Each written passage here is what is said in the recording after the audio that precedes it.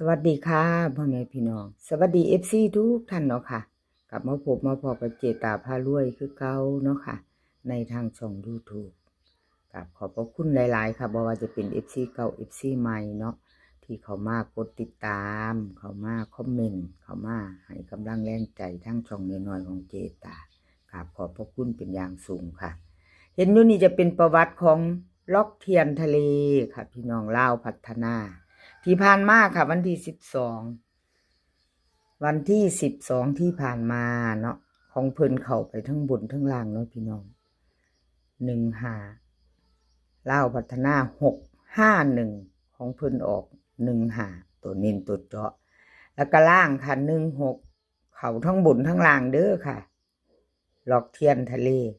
แต่วิ่งรูดเข้า1ตัวเนาะเข้าไปตะ1ล็อกเทียนทะเลค่ะ FC เป็นจังไดมีไผได้ตามบ่มีไผได้แคปหน้าจอไว้พิจารณาของเพิ่นบ่ค่ะล็อกเทียนทะเลของเพิ่นเดินเทิงบนเทิงล่างค่ะพี่น้อง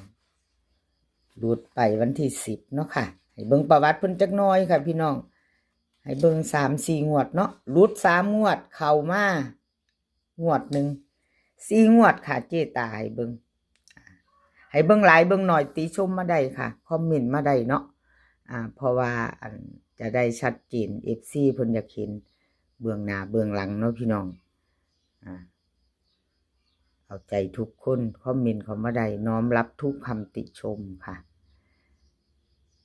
ล็อกเทียนทะเลเขาทั้งบนทั้งล่างเนาะพี่น้องมาไปต่อค่ะไปต่อวันที่14กับล็อกเทียนทะเลวันที่14เป็นวันศุกร์เนาะค่ะลาวพัฒนาวิ่งรูดของเพิ่นให้มา4กับ6ค่ะ2ตัว4หาง46 45 62 63ค่ะเบิ่นจะมี44กับ66 3ตัว4หาง3หางค่ะ462 463 446วิ่งรูด4กับ6เด่นทอกันค่ะเพิ่นวงกลมให้เด่นเท่ากันล็อกเทียนทะเลเน้น46กับ62ค่ะ3ตัว446กราบขอบคุณล็อกเทียนทะเลค่ะที่ให้แนวทางมาว่างทางช่องของเจตาเนาะกราบขอบพระคุณเป็นอย่างสูงเลขทุกตัวเอามาวางเพื่อเป็นแนวทางโปรดใช้วิจารณญาณในการรับชมเป็นอย่างสูงเนาะค่ะรับชมรับฟังเป็นเพียงแนวทางค่ะพี่น้องคลิปนี้เจตาก็จะมี4เซียนเด้อค่ะ4เซียนดังจะมีล็อกเทียนทะเลเจ๊ปากแดงเลขล็อกอุดรล็อกหนองบัวค่ะ4ท่านชอบของท่านใดของผู้ใดเตรียมแคปหน้าจอเนาะค่ะเตรียมติดตามมี4เซียนค่ะมี4เซียนเอาไปต่อค่ะเก็บไปไว้พิจารณาเนาะพี่น้องเอาที่เฮาชอบก็จัดขัดก็ผ่านเอาไปพิจารณาเบิ่งของไผในใจไว้เนาะไปต่อค่ะเจ๊ปากแดงเป็นจังไดเนาะเจ๊ปากแดงกราบขอโทษขออภัย FC เนาะค่ะแทนเจ๊ปากแดงถ้าแนวทางของเพิ่นบ่เข้าบ่เดินเนาะ65116บ่เดินค่ะเจ๊ปากแดงบ่เข้าเนาะบ่เข้าไปเบิ่งไว้ค่ะเบิ่งคือเก่าลุดช่วงนี้เจ๊ปากแดงลุดติดกันเลยค่ะพี่น้องเนาะลุดก็คือลุดนั่นล่ะเฮาก็มาไปใหม่ไปต่อเป็นกำลังใจให้กันและกันเหมือนเดิมค่ะของเจปากแดง FC เพิ่นกราบขอโทษขออภัยชอบก็จัดขัดก็ผ่านกราบขอบ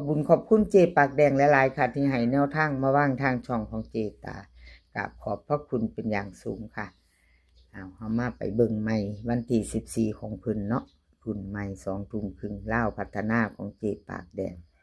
วิ่งรูดค่ะ7กับ4 2ตัว4หาง74 73 42 41เบิ้ล7744 3ตัวค่ะ3หาง742 741 774วิ่งรูด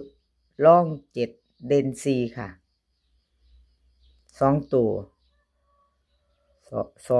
2หางเน้นให้74กับ42ค่ะ3ตัว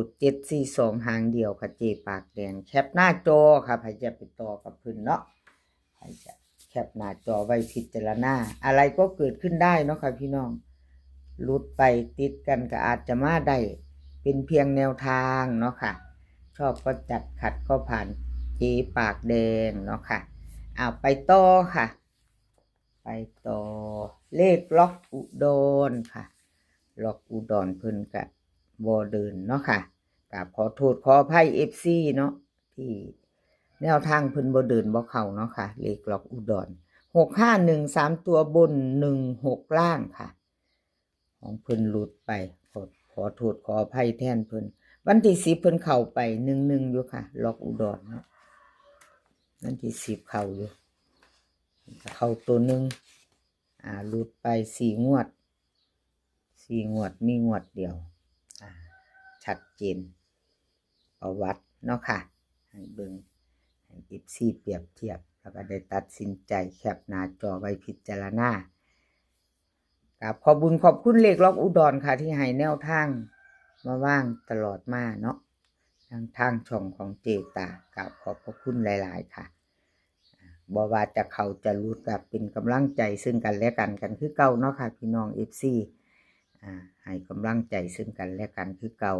เลขล็อกอุดรค่ะเล่าพัฒนาวันที่14เพิ่นให้มาวิ่งรูด8กับ2ค่ะ2ตัว4หาง82 83 24 25เบิ้ล88กับ22ค่ะ3ตัว3หาง283 825 242ค่ะวิ่งรูดเพิ่นเด่น2รอง8ค่ะเด่น2รอง8 2ตัว4หางนี่เพิ่นเน้น2หางเนาะ82กับ2หาค่ะ3ตัวเน้น1หาง82หาค่ะหางเดียวค่ะ3ตัวของเลขล็อกอุดรเนาะชอบก็จัดขัดก็ผ่านแคปหน้าจอไว้พิจารณาวันศุกร์ค่ะเป็นวันศุกร์ที่14เนาะ2 ทุ่มครึ่งเล่าพัฒนาออกไปต่อกันลุ้นกันใหม่กับเลขล็อกอุดรเนาะค่ะขอบพระคุณหลายๆเลขล็อกอุดรที่เพิ่นให้แนวทางมาตลอดเนาะพี่น้องให้เจตามมาว่างทางช่องตลอดเอามาตอบกับเลขล็อกหนองบัวค่ะอุดรเรามาหาหนองบัวแล้วพี่น้องบาดนี้เข้าไปอยู่เด้อข้าง1ตัวเข้าไปตัววิ่ง651บนล่างพร้อมค่ะพี่น้องหนองบัวนี่ก็รูดไปวันที่10หลุดค่ะหลุดค่ะพี่น้อง4 งวดจับคู่ไม่เดินไม่มาขอโทษขออภัย FC ทุกท่านเนาะค่ะที่เขามารับชมรับฟังเลขเพิ่นบ่เดินบ่เข้าเนาะวันที่12ประตูวิ่ง6บน6ล่างเนาะค่ะหนองบัวเลขล็อกหนองบัวเพิ่นเอามาไปต่อไปใหม่เจตาเป็นกำลังแรงใจให้คือเก่าค่ะล็อกหนองบัวกับขอบุญขอบคุณที่ให้แนวทางมาทางช่องของเจตาตลอดเนาะค่ะขอบพระคุณเป็นอย่างสูงวิ่งรูดค่ะ9กับ3เพิ่นให้มา9กับ3วิ่งรูด2ตัว4หางค่ะ93 94 35 36เบิ้ล99 33 3ตัวค่ะ394 935 339ค่ะวิ่งรูดเด่น3ร่องเก่าเน้น2หาง93กับ36ค่ะ3ตัวหางเดียว336เอาแคปหน้าจอค่ะใครจะไปต่อกับเลขล็อกหนองบัวเนาะกับขอบคุณเลขล็อกหนองบัวหลายๆเด้อค่ะที่ให้แนวทางมาวางทางช่องแล้วก็ขาดบ่ได้คือ FC ผู้เข้ามาติดตามรับชมรับฟังเนาะค่ะเขามาให้กำลังใจเจตามาคอมเมนต์มากดไลค์กดแชร์ให้กับขอบพระคุณเป็นอย่างสูงค่ะคลิปนี้ก็ขอให้พี่น้องโชคดีกับเล่าพัฒนาวันศุกร์ที่14 2 ทุ่มครึ่งค่ะโชคดีแล้วก็มีความสุขภาพร่างกายกันแข็งแรงกันทุกคนค่ะเดินทางไปไสก็ขอให้ปลอดภัยเดินทางไปก็ขอให้มีโชคค่ะกลับมาก็ขอให้มีชัยคลิปหน้าพอกันใหม่กับขอบพระคุณหลายๆคลิปนี้ก็สวัสดีค่ะ